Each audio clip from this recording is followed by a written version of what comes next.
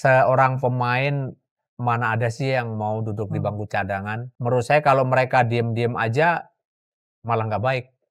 Karena nggak punya motivasi. Tapi kalau kita melihat dia marah karena ingin main, itu sebenarnya yang saya inginkan.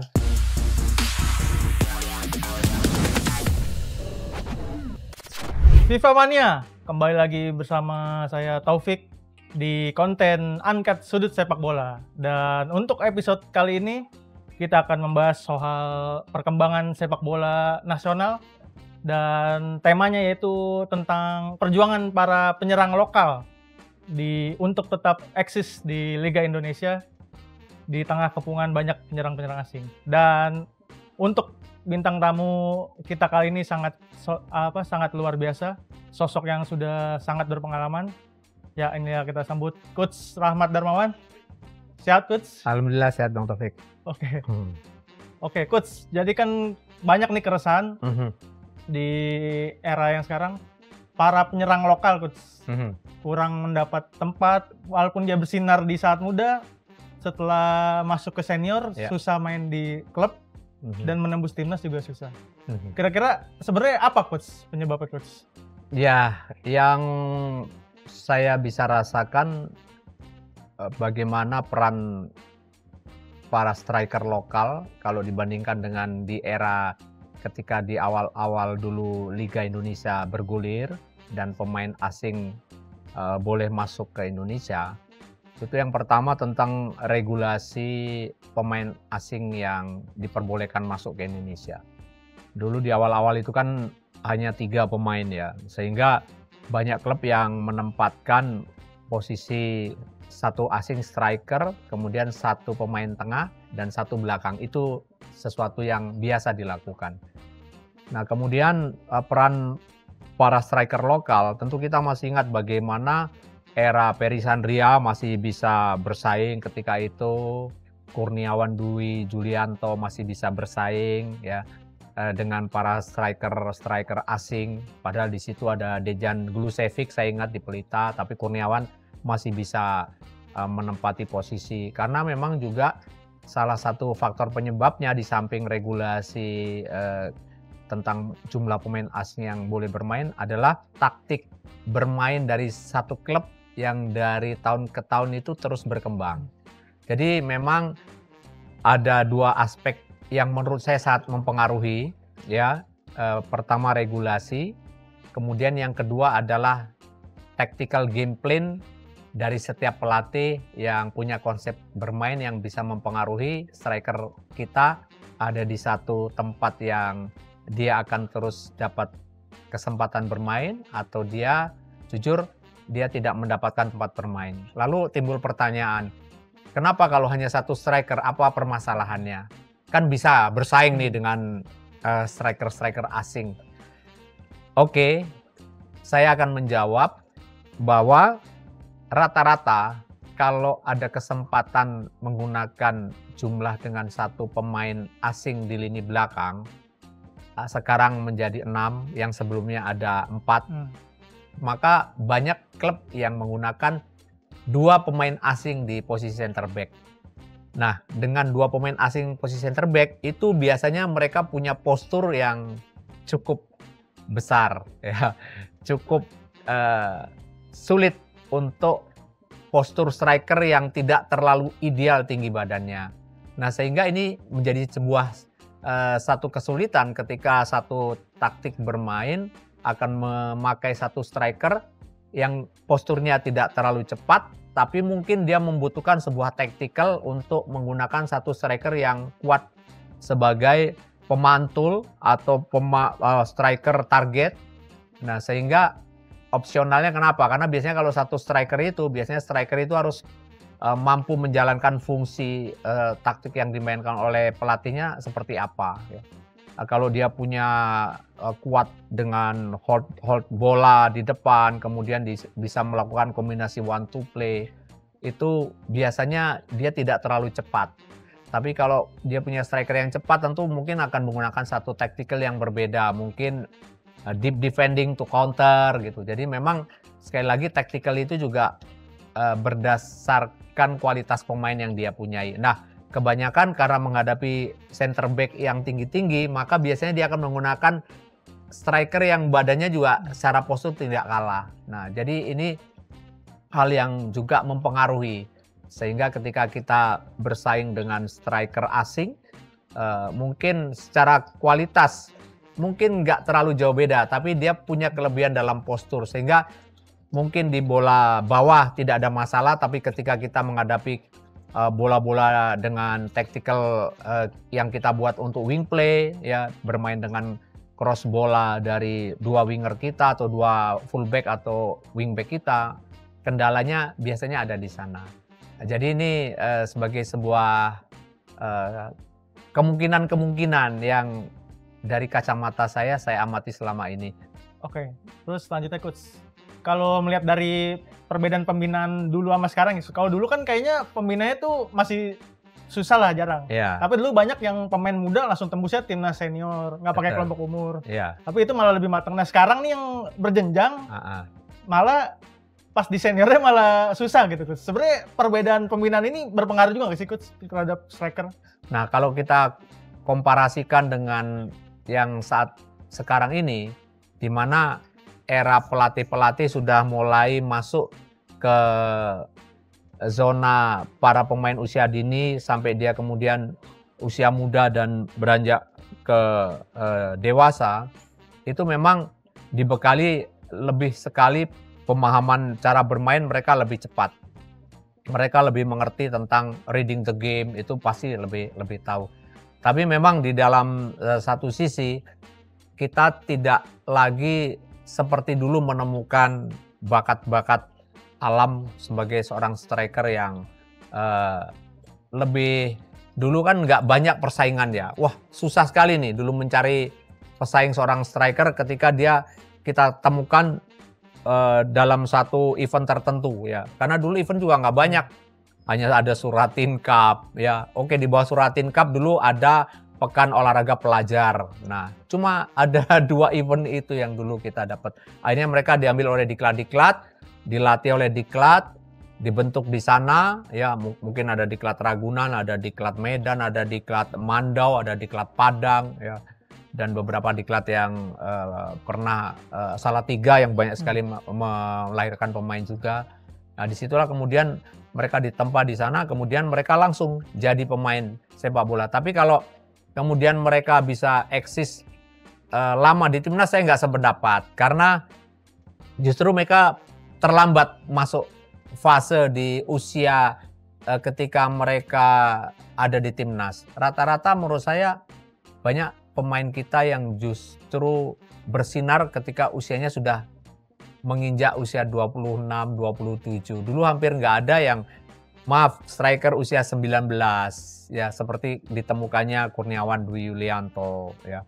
Terus kemudian striker yang usianya kira-kira sekitar 20-21 ya. Kalau sekarang kan jujur itu ada, seperti Sananta sudah kelihatan seperti itu. Tapi memang yang membedakan dulu dengan sekarang adalah kesempatan mereka dimatangkan di satu kompetisi yang mereka diberikan menit bermain yang cukup sehingga mereka bisa lebih mengembangkan kemampuannya. Itu yang sekarang tidak banyak dimiliki oleh striker. Karena alasannya apa yang tadi saya sampaikan.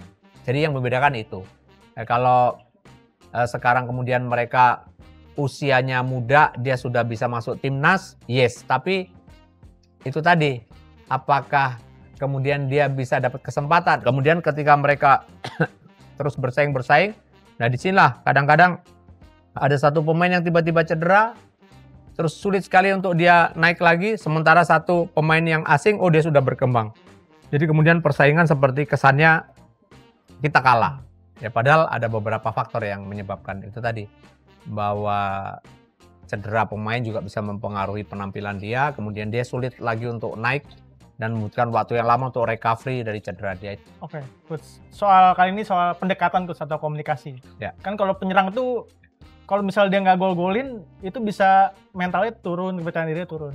Itu kalau Coach cara mendekatinya biar dia mentalnya terjaga gimana tuh Coach?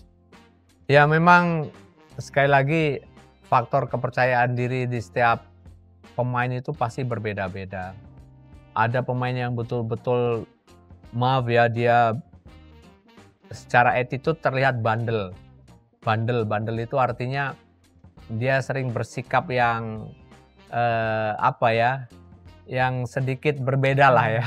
Berbeda, mungkin ngerti apa yang saya maksudkan ya. Itu biasanya mereka tidak terlalu punya pengaruh yang signifikan ya terhadap kondisi-kondisi itu. Dia nggak masuk ya sudah, nggak masuk. Yang penting nanti saya dapat peluang, saya buat gitu. Tapi ada yang terpikir ya, itu menjadi sebuah pemikiran sama yang bersangkutan. Jadi akhirnya itu malah menjadi penyakit psikologi dia untuk balik lagi menjadi pemain yang punya kepercayaan diri untuk bangkit lagi. Itu ada banyak. Nah, saya selalu mengingatkan sama mereka ya, bahwa satu kesalahan apapun terhadap seorang pemain di lapangan itu bukan kesalahan individu. Kemudian kita yakinkan bahwa ini kesalahan tim, kemudian ayo kita bangun lagi ya. Saya rasa itu akan lebih ideal. Waktu coach di Arema waktu itu kan penyerangnya ya 4 ya? Ya 4. 5 ya? Betul. Nah ya. itu cara memilih coach, misalnya dia sama-sama Ya. dalam top perform. Ya.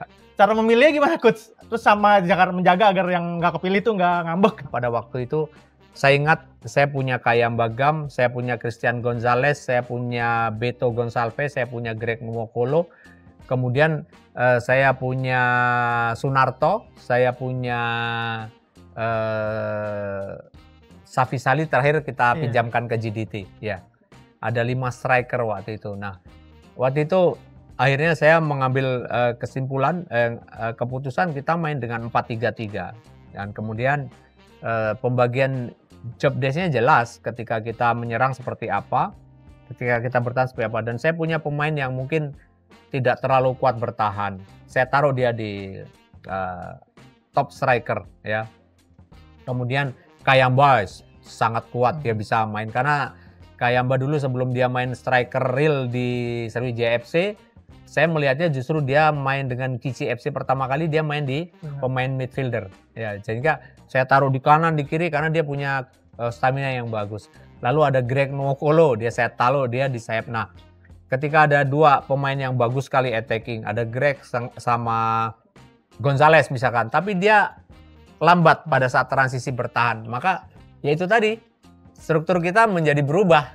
Ya, walaupun kita main 4-3-3, tapi pada saat bertahan di awal transisi, kita seperti bermain 4-4-2 karena kita meninggalkan 2 pemain yang terlambat, tapi pelan-pelan kembali kita akhirnya balik lagi ke struktur itu. Karena sekali lagi memang nggak mudah menemukan pemain yang punya kualitas menyerang dan bertahannya itu sama. Jadi itu tergantung lah, modifikasi itu tergantung dari kita melihat. Nah itu kan waktu itu Arema ya banyak buat main bintang coach. Nah. Ada sempet kurang ganti, ada sempet konflik nggak sih coach soal menit bermain atau gimana coach? Boleh tanyakan, hampir nggak ada. Hampir nggak ada. Hanya 1 kali kejadian yang saya alami waktu itu, tapi saya ajak diskusi pemain itu. Ya, saya ajak diskusi bahwa kamu harus mulai sesuatu dari latihan. Kemudian yang kedua, kebutuhan tim. Jadi kita harus benar-benar sama mereka bicara dan bicara. Karena kalau tidak ya tentu bisa menghadirkan hal yang kurang baik dari ruang ganti maupun dari bangku cadangan ya. Dan itu sih lumrah ya. Itu wajar. Seorang pemain mana ada sih yang mau duduk di bangku cadangan. Jadi menurut saya kalau mereka diam-diam aja malah nggak baik. Karena nggak punya motivasi, nggak punya keinginan untuk main. Tapi kalau kita melihat dia marah karena ingin main, itu sebenarnya yang saya inginkan. Tapi mereka juga harus marah tapi dengan membuktikan. Jangan cuma marah aja tapi ketika dimainkan dia main jelek. Nah itu pasti akan buat saya itu cuma pemain sandiwara. Tapi kalau dia marah, kita kasih kesempatan, dia mau, saya senang sekali itu. Nah, salah satu tim dengan timnya Coach Erden yang lini depannya bahaya tuh salah satunya juga timnas U23 yang SEA Games 2011 nah Coach. Oh iya, betul. Nah, kalau itu gimana Coach? Cara itu sama kan lini depannya ya. Banyak, sayapnya juga banyak. Ya. Cara memilihnya gimana Coach? Iya, ya waktu itu kita punya masa persiapan yang boleh dibilang lumayan juga enggak ya. Karena ada terpotong dengan kegiatan-kegiatan yang kita harus ikuti dari Satlak Prima. Salah satunya kan kegiatan team building bersama tim dari TNI yang waktu itu mendampingi semua atlet Satlak Prima untuk membangun tim bersama mereka seperti pendidikan semi militer yang dibuat. Itu sekali lagi tujuannya untuk mentalitas dan kekompakan mereka. Lalu yang saya lakukan adalah di dalam proses seleksi, latihan dan uji coba yang kita buat, terus saya coba berbagai formasi dengan komposisi yang saya punya dengan beberapa orang yang cukup lumayan, karena waktu itu jujur ada Patrick Wanggai, ada Thibaut, ada Ferdinand Sinaga, ada Yongki Ari, ada Oktomaniani, ada Andik Firmansyah, Ada yang Zulham Zamrun semuanya juga. Zulham Zamrun ya, dan semuanya nih pemain yang punya menit bermain bagus dengan klub sebelumnya gitu loh. Nah sehingga akhirnya sama konsep main yang saya buat, ya saya bermain dengan yang tadi saya bilang, memodifikasi beberapa pemain untuk bermain dengan sedikit tidak pada posisi mereka gitu loh. Nah jadi contoh Thibaut, tiba-tiba saya mainkan dia di pemain nomor 10 ya. Patrick Wanggai ada di atas. Kadang-kadang Thibaut tiba-tiba saya istirahatkan Oktomaniani, dia main di kiri. Sinaga tiba-tiba dia harus bermain sebagai pemain nomor 10. Jadi dia bukan real striker. Sekali lagi saya memberikan ruang kepada mereka, tapi tentu dimulai dari proses latihan yang saya lakukan. Dan yang terakhir itu tadi, memodifikasi Posisi. struktur bermain. Ya. Nah, sebenarnya kan kalau pelatih itu ya belajar taktik pasti udah dari kursus sudah dapat. Ya. Nah, soal komunikasi ini coach dapetnya dari mana coach untuk pendekatan ke pemain itu belajarnya gimana coach? Saya rasa saya mantan pemain. Saya mantan pemain dan saya juga alhamdulillah saya salah satu pemain korban persaingan. Saya dulu striker. Ketika saya masuk Persija, bayangkan di Persija ada Adityo Darmadi, ada Badui Nur Hasan, ada Budi Tanoto, ada Benyamin Leo Betty. Dan saya striker yang usia saya baru 19 tahun, saya paling muda ketika itu. Nah, ketika saya bersaing, saya sulit. Nah, tapi akhirnya saya pindah posisi. Saya pindah posisi itu pun atas komunikasi yang terjalin antara pelatih dengan saya. Saya komunikasi dengan pelatih ngajak saya ngobrol. Rahmat, bagaimana kalau kamu punya kemampuan dribbling. Nah, artinya kenapa? Artinya komunikasi seorang pelatih kepada pemainnya itu sebuah hal yang penting karena bisa menimbulkan ide di kepala seorang pemain, bisa menimbulkan sebuah kebanggaan kepada pemain karena dipercaya, karena diperhatikan. Itu bisa terjadi kenapa? Karena apa? Komunikasi. Karena bicara. Nah, dari kondisi itulah kemudian saya banyak sekali belajar dari semua pelatih-pelatih, termasuk Mas Hartono, termasuk almarhum Coach Benny Dolo, ya, Udaman atau Coach Suhatman, Bang Sultan Harhara, semuanya dimulai dari komunikasi yang kemudian akan membuat seorang pemain itu merasa dihargai, kemudian dia bisa berkembang, kemudian dia bisa membuktikan dia bisa bermain dengan instruksi yang mungkin tidak sama di posisi dia bermain. Sebagai coach nih coach, cara tindakannya apa sih yang dilakukan coach kalau ada pemain yang indisipliner coach? Macam-macam ya. Saya banyak sekali belajar itu ketika saya menjadi seorang prajurit militer dan saya ditempa dengan pendidikan yang cukup keras. Itu kalau di pendidikan militer itu hukumannya tuh gampang. Digampar, dipukul, jungkir satu lapangan penuh sampai 2 keliling lapangan jungkir balik, itu yang biasa kita lakukan. Tapi tergantung sekali lagi kesalahannya apa gitu. Yang pasti beda walaupun semuanya secara hukumannya hukuman fisik ya, lebih dominan ke hukuman fisik. Nah, menghadapi para pesepak bola apa harus sama? Saya rasa nggak jalan.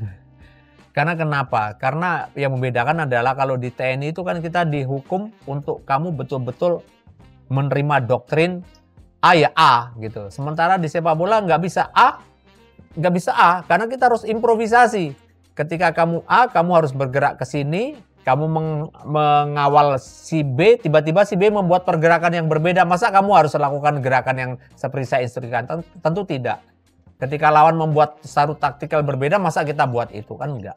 Jadi akhirnya hukuman yang kita buat kepada mereka pun ya juga akan bisa sangat berbeda. Bisa yang hukumannya akhirnya kita, yang pasti dimulai dari komunikasi kita dengan dia. Ada yang secara tegas harus kita sampaikan bahwa kamu tidak bersama tim, atau yang juga akhirnya kita buat semacam peringatan atau kita diskusi. Tapi saya lebih banyak mengajak mereka diskusi sih ya. Contoh,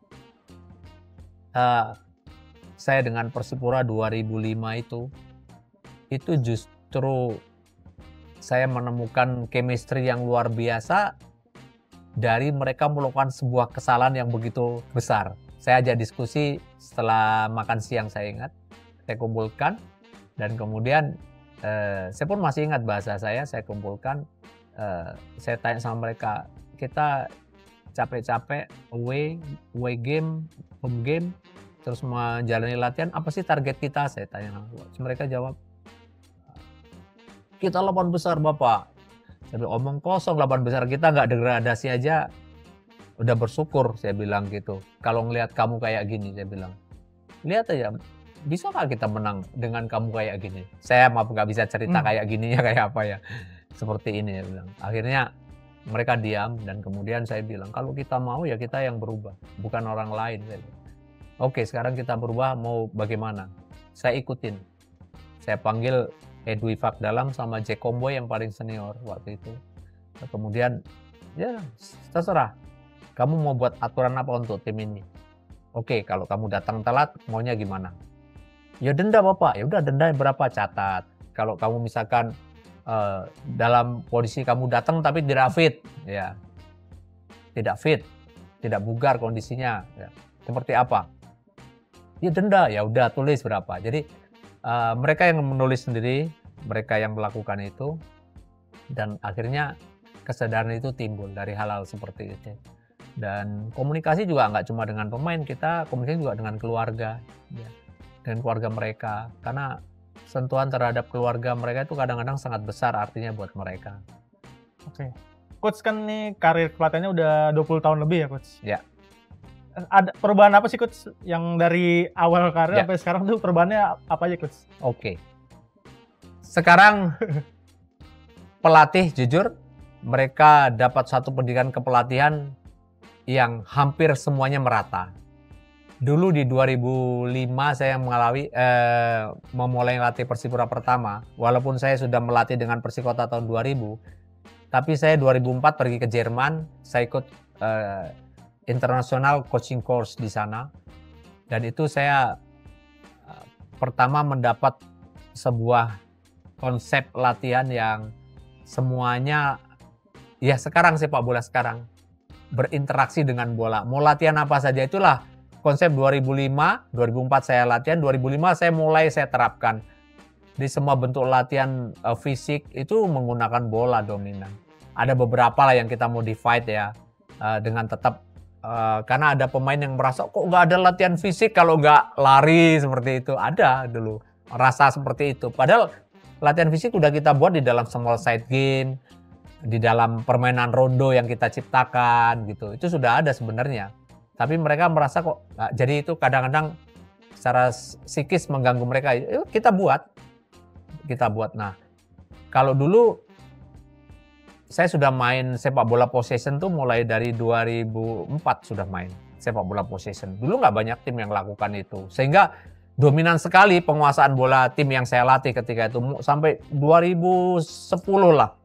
Lihat Sriwijaya FC kan selalu kita main possession, selalu kalau mau dilihat dari statistik selalu kita menang. Nah, tapi setelah berkembangnya waktu, berkembangnya ilmu kepelatihan dan banyak sekali pelatih-pelatih yang kemudian belajar, mereka mulai tahu. Nah, tingkat persaingan berarti kan sekarang semakin merata. Nah, itu yang kemudian yang membedakan adalah, sekarang sudah mereka secara pattern of play ya atau karakter bermain di setiap klubnya itu sudah mereka punya masing-masing. Oke. Coach kan tadi bilang dulu di awal-awal filosofinya ball position, Coach. Nah, sekarang itu kan banyak yang lebih ke ball position tuh lebih banyak ditinggalkan lah, Coach. Iya. Nah, Coach sebagai Coach gimana, Coach? Beradaptasi atau tetap mencari solusi, Coach? Iya, saya akui yang saya sampaikan tadi, di dalam menerapkan sebuah konsep bermain, ya, itu tergantung sama pemain yang kita punya. Sekarang kan banyak tim yang sukses justru dengan defense to counter.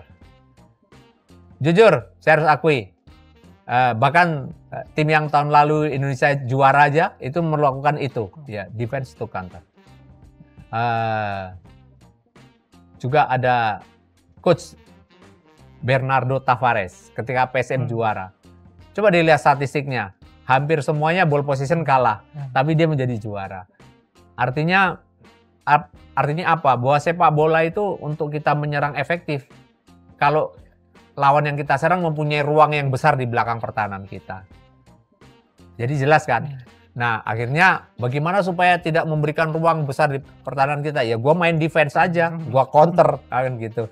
Nah, tapi kan tidak menarik kalau semuanya counter. Ya, akhirnya nunggu sepak bola. Pasti akan ada tim yang menginisiatif untuk menyerang. Nah, tapi sekarang dengan kondisi itu, tentu kita juga diajak berpikir nih.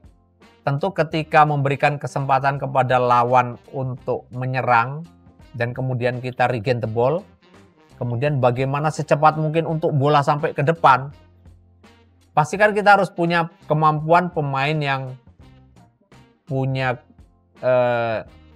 kondisi bagus, lari yang bagus, dan kemudian kemampuan dribbling yang bagus, ya. Untuk bisa sampai, caranya pasti bukan dengan one to play atau advance, ya, tapi biasanya dengan long ball. Untuk itu lakukan itu, ya. Dan itu harus dipunyai oleh pemain itu, syaratnya kan gitu. Nah, sekarang ketika kita mau main kombinasi, lawan pressing di atas nggak mungkin, pasti kita akan long ball atau direct play. Kalau lawan punya kemampuan bagus, semua pemain saya punya kemampuan bagus untuk kombinasi play, untuk keluar dari pressure lawan, ya pasti akan kita maksimalkan itu. Kalau tidak punya, ya pilihannya itu. Kalau itu kita lakukan, kita paksakan, ya kita kena counter lagi. Kita kerebut bola dan kita harus menanggung untuk kita diserang. Jadi konsep bermain saya sekali lagi sekarang harus menyesuaikan. Ya, FIFA Mania, itu tadi perbincangan kita yang sangat banyak isinya banyak dagingnya dengan Coach RD. Dan jangan lupa pantau terus konten sosial di seluruh akun sosial media FIFA Goal karena masih banyak berita-berita menarik soal sepak bola. Ciao.